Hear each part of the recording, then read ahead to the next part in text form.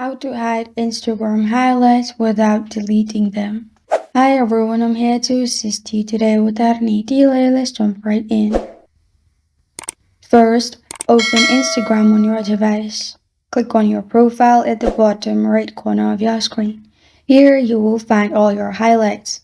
Simply click on the highlights you want to hide.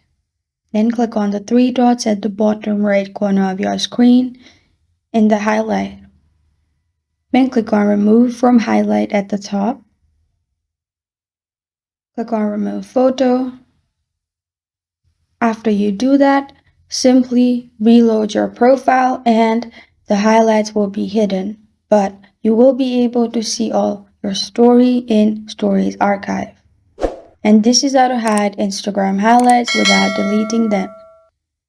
Thank you for joining me today. If this video helps you out, please leave a like and subscribe for more. Got a question or want to suggest a topic? Comment below. Thank you for watching.